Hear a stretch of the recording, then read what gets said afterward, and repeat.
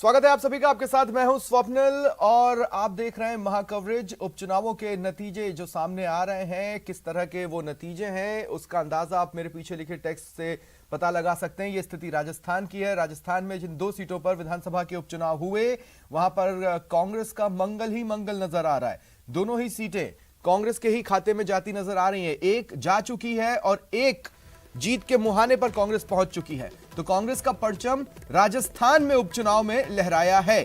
धरियावत seat Congress के खाते में जा चुकी है। नगराज मीणा वहां से जीत चुके हैं। वल्लभनगर की बात करें तो प्रबल संभावनाएं हैं। लगभग 99.99% चांसेस हैं कि ये सीट कांग्रेस के खाते में जाए। हालांकि आगे के राउंड्स में अगर कोई बड़ा उलटफेर देखने को मिलता है तो शायद स्थिति बदल जाए, लेकिन उसके चांसेस लगभग न के बराबर हैं। फिलहाल कांग्रेस की प्रीति शक्तावत आगे चल रही हैं। 10,267 वोटों से वो आगे हैं अपने निकटतम प्रतिद्वंद्वी से। अब इसके बाद बीजेपी के खेमे में निराशा नजर आ रही है, क्योंकि बीजेपी का प्रदर्शन काफी निराशाजनक इस उपचुनाव के लिहाज से कहा जा सकता है। वहीं कांग्रेस के खेमे में जश्न का माहौल है। और देखिए, एक खास बात होती है, अगर कोई दल चुनावों में जीतता है तो वो जीत को अपने हिसाब से डिफाइन कर सकता है और आपको उसे स्वीकार करना होता है। वहीं जो दल हारता है वो अपनी हार को किसी तरीके से डिफाइन कर सकता है, लेकिन उसकी बिटवीन द लाइंस पढ़नी होती है। देश भर में जिन जगहों पर उपचुनाव हुए थे उसके लिहाज से अगर बात की जाए, यानी 13 राज्य और केंद्र शासित प्रदेश, 3 लोकसभा सीटें, 29 विधानसभा सीटें, जिनके नतीजे आज आ रहे हैं। सुबह 8 बजे से ही काउंटिंग शुरू हो गई थी। तो आप देखेंगे कि देश में उत्तर से दक्षिण, पूरब से पश्चिम तक वोटर्स का एक मिजाज, एक ट्रेंड उसमें आपको दिखेगा। राजस्थान का ट्रेंड काफी अलग उससे नजर आ रहा है। तो जिस बिटवीन द लाइंस की मैं आपसे बात कर रहा था, एक सीट का नतीजा राजस्थान में आ चुका है, एक सीट पर आना बाकी है, लेकिन वो औपचारिकता सी लग रही है जिस तरह के नंबर्स हैं। और देखिए, राजस्थान में कांग्रेस के प्रदर्शन पर अजय माकन ने, कांग्रेस प्रदेश प्रभारी हैं, ट्वीट किया है।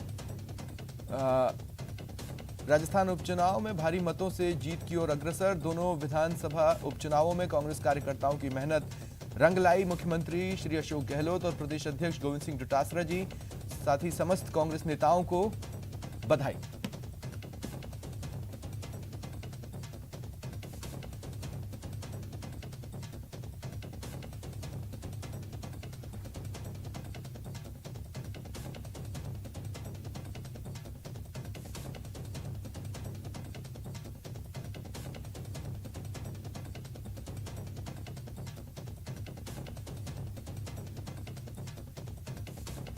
और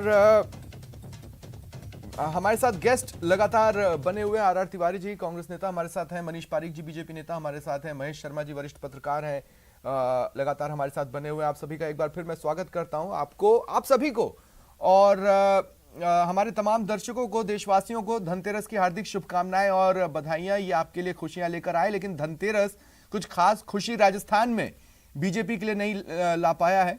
कांग्रेस के लिए जरूर धनतेरस काफी उत्साहजनक रहा है, ये कहा जा सकता है। इसका मतलब यह है कि दिवाली कांग्रेस की प्रदेश में बेहतरीन रहने वाली है और बीजेपी को एक बार फिर ड्राइंग बोर्ड पर बैठकर अपनी रणनीति को स्केच करने की जरूरत होगी। महेश शर्मा जी, मैं आपके पास आ रहा हूं।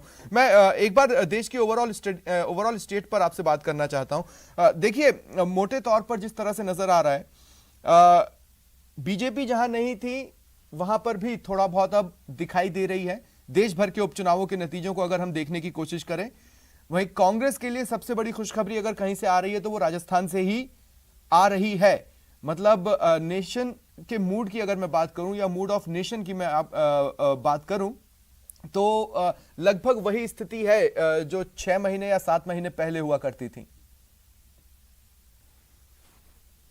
इसमें कोई दोहराई नहीं। अगर जैसे कि केंद्र जो लोकसभा के चुनाव का जहां तक उपचुनाव का परिणाम है, अगर वो भाजपा के प्रत्याशियों के पक्ष में गया है, तो इसका मतलब ये है कि केंद्र सरकार की नीतियों को काफी लोगों ने सराहा है और उसी को समर्थन जारी रखा है।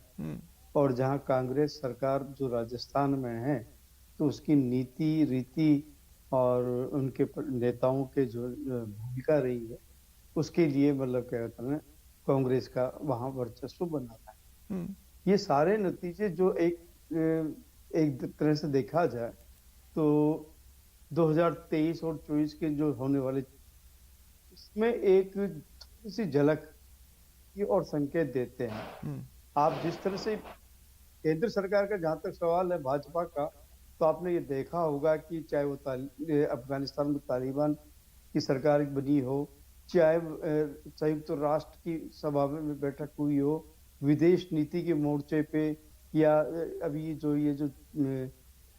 G22 के, और उससे पहले जितने भी परफॉर्मर में केंद्र सरकार की जो भूमिका रही है, कोरोना काल में भी जिस तरह का हाँ नहीं, प्रभाव लेकिन अगर प्रदेश के लिहाज से इसी ट्रेंड को रीड करने की कोशिश करें, मैं जस्ट बिटवीन द लाइंस की बात कर रहा हूं, तो देश भर में लग रहा है कि बीजेपी को उस लेवल पे नहीं नकार रही है जनता जिस लेवल पर कांग्रेस महसूस करती है, लेकिन प्रदेश में बीजेपी को पूरी तरह से नकारा, क्योंकि दूसरा नंबर भी नहीं हासिल करना वो ये बताता है कि प्रदेश बीजेपी से प्रॉब्लम है।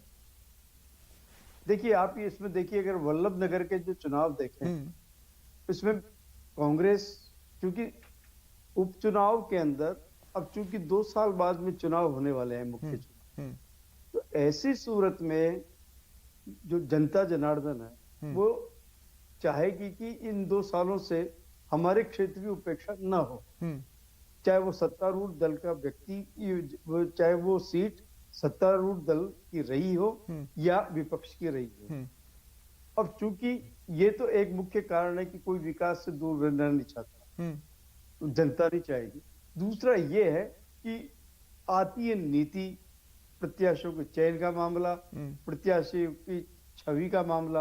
अब आप ये वल्लभ नगर का उदाहरण देखें तो वहां पे कमोबेश जो 3 प्रत्याशी, अगर उनको देखा जाए, इनका बैकग्राउंड देखा जाए, ये सारे के सारे जो थे वो कहीं कभी न कभी भाजपा के प्रत्याशी बने रहे।